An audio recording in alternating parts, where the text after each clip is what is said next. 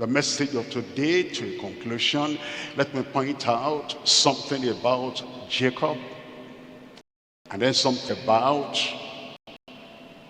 Dinah. Look at Genesis chapter 34, and I'm reading from verse 5. Genesis 34 verse 5, and Jacob heard that he had defiled Dinah, his daughter. Now his sons were the cattle in the field, and Jacob held his peace. And Jacob, the father, the head of the house, and Jacob held his peace until they were come. The quietness that brought death on a whole city held his peace. Are we like that?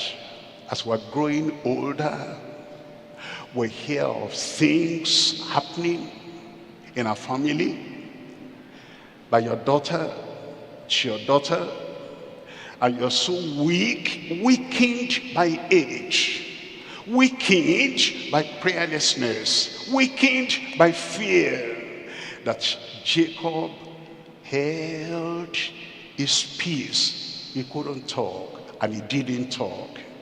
Look at chapter 35, Genesis 35, verse 22. In Genesis chapter 35, reading from verse 22, and it came to pass when Israel dwelt in that land, that Reuben went and lay with Bilhah, his father's concubine, and Israel had it. Now the sons of Jacob were 12. Israel had it. Again, he couldn't talk. This one came nearer home, that Reuben, the firstborn, by the same mother Leah that gave birth to Dinah, that Reuben went in to the father's woman, not his mother. And Jacob heard and kept quiet. Are we so quiet now? Something evil has happened. Your wife, your maid, your daughter has taken a foolish step under your roof. But you are so fearful, you are so timid, you are so faithless, you are such a coward, you cannot say anything anymore. They've taken your soul away. They've taken your heart away. They've taken your mind away. They've taken your voice away. You do not have any voice anymore, even when evil has taken place. But Jacob kept that in the heart.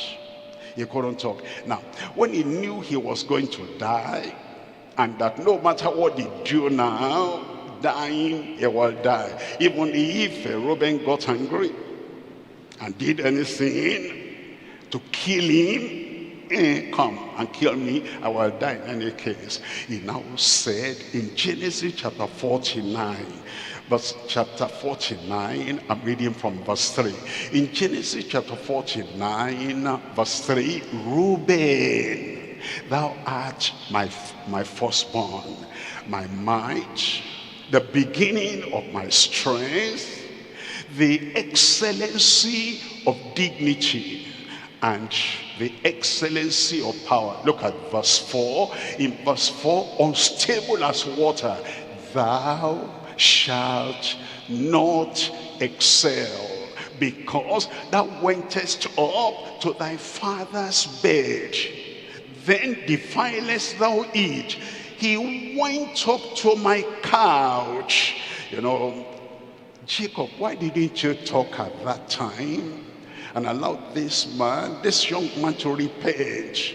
Why didn't you talk at that time? And then you will save yourself from the agony of bottling in all those things happening. He's telling us, we who are parents, you're a father, you're a mother, Keep your conviction. If something goes wrong, let them know this is not acceptable in your house. Don't be so afraid and so intimidated that you cannot voice out your conviction and wait until the time of death. Look at verse 5. He was going to die now. Simeon and Levi. He couldn't talk at that time.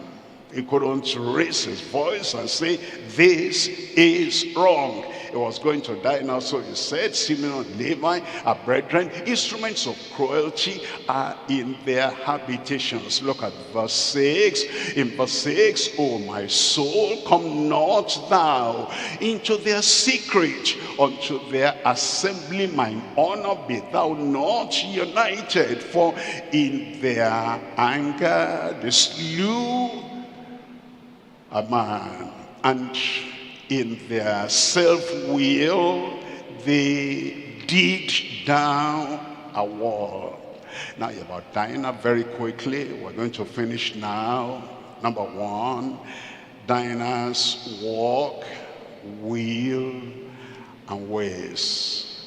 Dinah's walk, not walking straight, not walking in the light, not walking with people of like precious faith.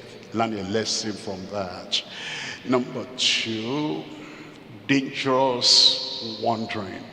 Wandering about is dangerous. Whether you're walking in the physical or you're walking about through surfing on the internet, dangerous wandering. Number three, dirty work. Dirty work.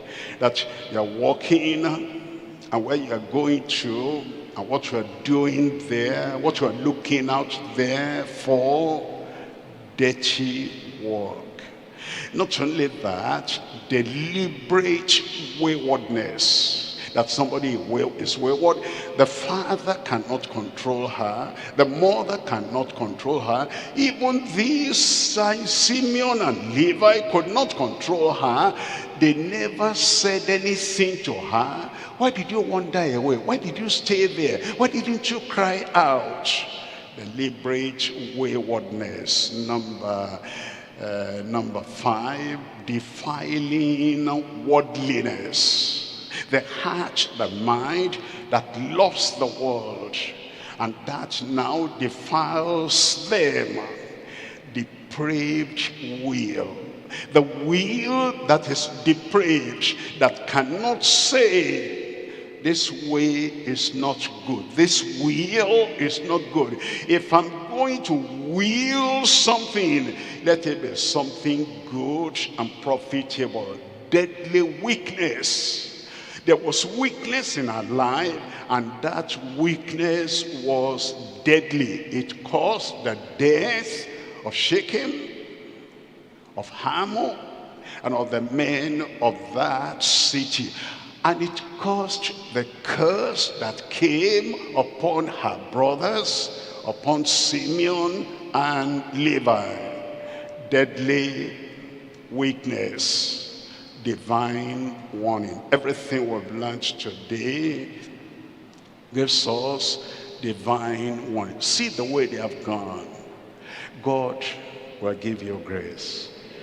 And when you are tempted, my brother, and when you are tempted, my sister, when you are tempted, my son, when you are tempted, my daughter, God give you the grace to say, rise up and tell the Lord, Lord, give me the grace to say no, the grace to say no, the grace to say no. That the Lord will grant unto you. Open your mouth and talk to the Lord in prayer.